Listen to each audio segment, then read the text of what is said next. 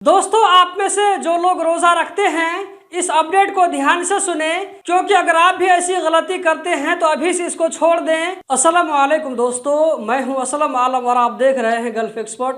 दोस्तों, इससे पहले मैं कतर में होने वाला इंटरनेशनल मेला जो कि दोहा एक्सपो 2023 के नाम से जाना जाता है, इससे पहले मैं इसके बारे में कई बार बता चुका हूं। इसके बारे में एक बार फिर से नया अपडेट आया है जो कि मैं आप लोगों के साथ में शेयर करने वाला हूं। तो इस मेला को ऑर्गेनाइज करने वाली कमेटी ने इस मेला को प्रमोट करने के लिए, एडवर्टाइजिंग के लिए कतर एयरवेज और हमद इंटरनेशनल एयरपोर्ट से एग्रीमेंट किया है। हमद इंटरनेशनल एयरपोर्ट इसको प्रमोट इस तरह करेगा कि वहां पर जो पैसेंजर वेटिंग में बैठे होंगे, जो पैसेंजर दूसरे फ्लाइट के इंतजार में बैठे होंगे, ऐसे लोगों को मेला में जाने के लिए मौका मिलेगा, जबकि कतर एयरवेज अपनी वीडियोस के जरिए इसको प्रमोट करेगा।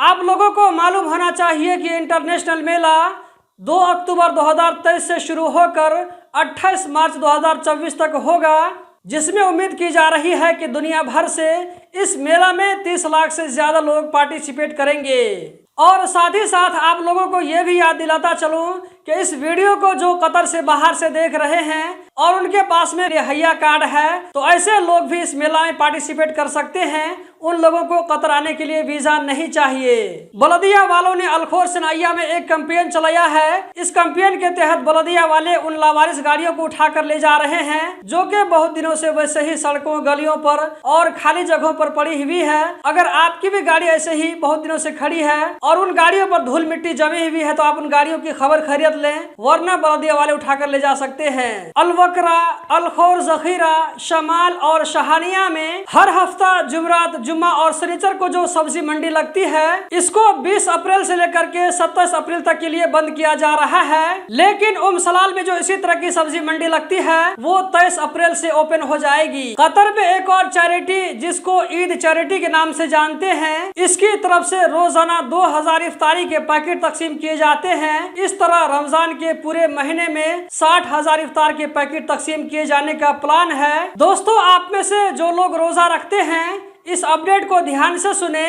क्योंकि अगर आप भी ऐसी गलती करते हैं तो अभी से इसको छोड़ दें, वरना आपका रोजा ठीक से नहीं होगा। कतरी मिनिस्ट्री ऑफ औकाफ से पूछा गया कि अजान देने के दरमियान में अगर कोई आदमी पानी पीता है तो ये पानी पीना कैसा है। मान लीजिए कि आप सहरी खा चुके हैं, अजान जैसे ही शुरू होती है उस वक्त आप पानी पी लेते हैं, तो ये पानी पीना आपके लिए कैसा है, आपके लिए जायज है या नहीं है। तो इसके जवाब में मिनिस्ट्री ऑफ औकाफ की तरफ से कहा गया कि टाइम खत्म होने के बाद में पानी पीना ये जायज नहीं है। यहाँ पर मालूम होना चाहिए कि सहरी का टाइम खत्म होने के बाद ही अजान दी जाती है, तो अजान के दरमियान में पानी नहीं पी सकते हैं, क्योंकि जैसे ही अजान शुरू होती है सहरी का वक्त खत्म हो जाता है। इस बार ईद की नमाज एजुकेशन सिटी स्टेडियम में भी पढ़ी जाएगी। अगर आप इस स्टेडियम के आसपास में रहते हैं तो वहाँ जाकर ईद की नमाज पढ़ सकते हैं। ईद की नमाज कब होगी इसके बारे में अभी तक ऐलान नहीं आया है, तो जैसे ही इसके बारे में अगर कुछ अपडेट आता है तो आप लोगों के साथ में जरूर शेयर करेंगे। ट्रैफिक की तरफ से ड्राइवरों को